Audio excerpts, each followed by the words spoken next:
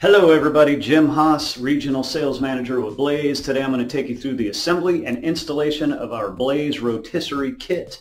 If you have purchased a Pro Lux model grill like this one here behind me, these come standard with the Rotisserie Kit. If you've got any other gas grill in our line, you can certainly purchase the kit as an added option. So what are you going to get in the Rotisserie Kit? It's going to be rotisserie motor, rotisserie motor bracket that also comes with 2 screws to hold it onto the firebox, a shaft collar ring, counterbalance, threaded washer, handle, rotisserie forks, and the rotisserie rod. So first thing we want to do is assemble the rod. Now in the instructions, it's going to show putting the washer on first, threaded washer. One side of the rod is threaded, one is not, so there you go. Threaded washer first, counterbalance next, and I'll step to the side because my black shirt is not making a very good background so you can see what I'm doing.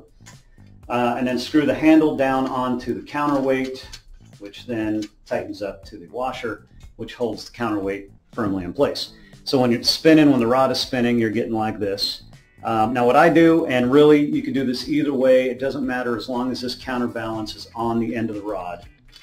And no particular reason, I just kind of like the counterbalance to hang free. So what I'll do is I'll put that on first. Put that on first.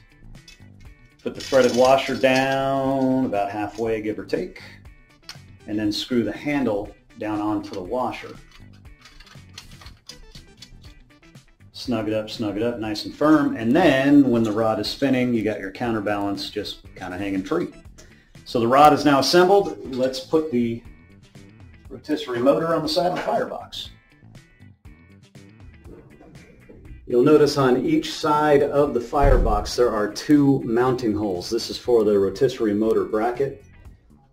Goes on the outside of the firebox, and then use the provided screws that come with this to screw it onto the firebox cover from the inside of the grill. Looking at it from the other side of the firebox, from the inside, just line up your 2 screw holes, tighten it down, and then snug it up with a Phillips head screwdriver. Just like that. Now with the motor mount in place, you just want to slide the motor onto the bracket. There's these 2 guided tabs on the motor. It just slides right onto that. And you want to make sure you push it down all the way onto the bracket so that the rotisserie rod sits level once that's in place. Alright, time to set the shaft collar ring. So that's going to be this little guy. He's got a locking key on one side and this channel on the other. That's going to lock into the firebox cover. I'll show you that here in a second. But with your rotisserie rod, you want this channel ending up closer to the side with the handle. So we're going to slide it in on the opposite end first, and then down here like this. You don't want to tighten this up yet. We're going to put that in place on the grill now. Okay, now to set the shaft collar ring in place, what we're going to do is install the rotisserie rod. Non-threaded end goes into the motor, so it should fit in just perfectly. Hopefully I did that so you can actually see what I'm doing. Yes, okay. Come over here with the shaft collar ring now and set this channel right on the edge of the firebox cover. That kind of locks it in place. Tighten down this tightening key. Now, here's what I do, and I say this with extreme hesitation. These little tightening keys are pretty small. It's hard to really get fingers on there to really tighten it down really snug. What I'll do, and again, I cannot emphasize enough, extreme hesitation. I'll take a pair of pliers and just ever so gently just snug it up just a little bit so that doesn't come loose. And that's it. You don't want to over tighten this and snap this off. That would be just horrible. That's why I say this with hesitation. Please, if you're going to use pliers, ever so gently tighten that down. Now our rotisserie rod is in place and we are almost ready to go. Okay, really all that's left to do is prep your grill for rotisserie, impress your friends and neighbors, and cook something. I've always said that rotisserie is the easiest and most impressive way to cook. So really what you want to do take your rotisserie rod, first set of forks, slide it on to one end, prongs facing the opposite way that you're going. And you really want to get the food that you're rotissing somewhat in the middle of the rod, so it's kind of centered on that rear rotisserie burner. So first set of forks go there, and then whatever it is you're cooking, let's just say it's a 5-pound chicken, slide that onto those forks, and then take your second set of forks and snug it up to the chicken.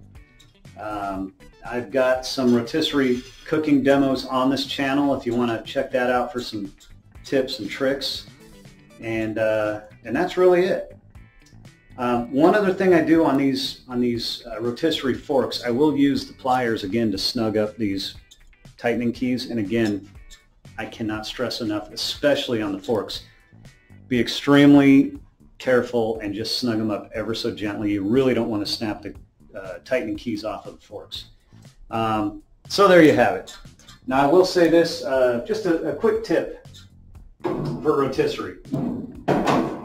When I am doing rotisserie, I only use the rear rotisserie burner. I take all my main burners out. I take all the cooking grates out, the warming rack, the flame tamers, the burners, everything else, empty firebox. I just use a foil pan full of water and seasoning in the bottom for two things. One is a drip tray, and then the other thing is I'll go back near the end of the rotisserie and actually use that liquid to baste.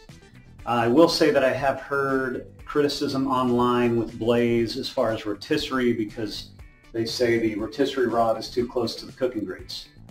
You really want to take those out anyway. So plenty of room. And the warming rack.